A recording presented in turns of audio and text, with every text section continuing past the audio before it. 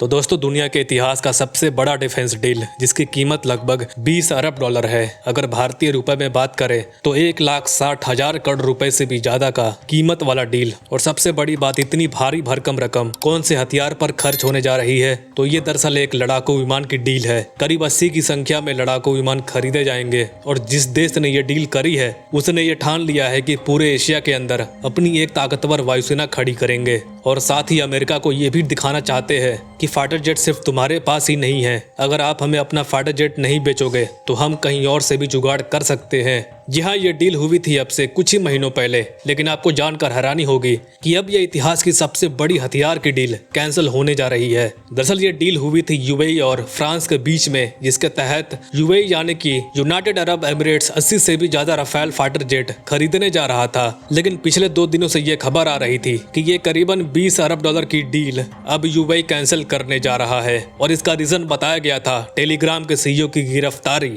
जी हाँ, आप इस ऐप के बारे में तो आप सभी जानते ही होंगे, शायद आप भी इसका इस्तेमाल कर रहे होंगे। इसी ऐप के सीईओ को हाल ही में गिरफ्तार कर लिया गया था फ्रांस के अंदर, और इसे देखकर यूएई गुस्से से पागल हो गया, क्योंकि ये टेलीग्राम का सीईओ सिटीजन है यूएई का। जी हाँ, इसने यूएई की नागरिकता ले रखी है। इसी बात को लेकर यूएई के जो शेख हैं, जो वहाँ की सरकार है, वो इस समय काफी ज्यादा गुस्से में है और वो फ्रांस पर दबाव बना रहे थे कि तुरंत हमारे सीईओ को छोड़ दीजिए। और इसका असर भी हमें देखने को मिला, क्योंकि जैसे ही यूएई की तरफ से ये खबरें निकलने शुरू हो गई कि अगर टेलीग्राम के सीईओ को नहीं छोड़ा जाता है तो यूएई की सरकार 80 राफेल लड़ाकू विमानों की डील कैंसिल कर सकती है। जी हाँ, और उसके कुछ ही घंटों बाद फ्रांस की सरकार ने टेलीग्राम के सीईओ को छोड़ दिया। और सबसे हैरानी की बात, जैसे ही सीईओ को छोड़ा गया उसके कुछ ही देर बाद दोनों देशों ने ये खबर दी कि हम इस डील को कैंसिल नहीं करने वाले हैं, बल्कि ये तो गलत खबरें फैलाई गई हैं। लेकिन जो अंदर के लोग हैं उन्होंने ये जानकारी दी है कि यूएई की सरकार ने बिना किसी को बताए फ्रांस के साथ बातचीत करी और उन्हें साफ कह दिया था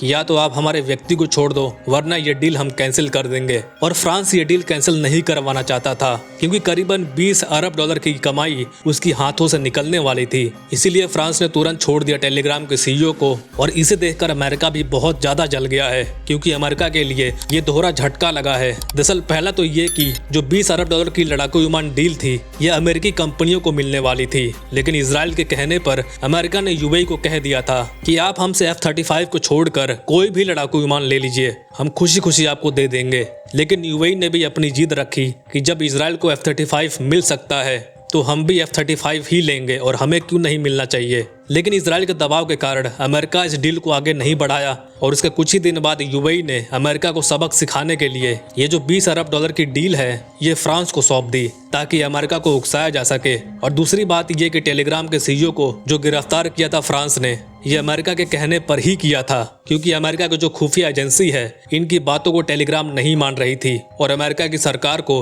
टेलीग्राम का डाटा नहीं दे रही थी। इसीलिए टेलीग्राम के सीईओ को गिरफ्तार करने के लिए बोला गया। और यहाँ अमेरिका को दोनों तरफ से नुकसान हुआ है। पहला कि 20 अरब डॉलर की डील भी गई और दूसरा टेलीग्राम का जो सीईओ है वो भी बच निकला। तो दोस्तों आई होप जानकारी आपको अच्छी लगी हो, इसलिए जाने से पहले हमें सब्सक्राइब करना बिल्कुल ना भूलिए। Thank you very much for listening. मिलते हैं अगले वीडियो में।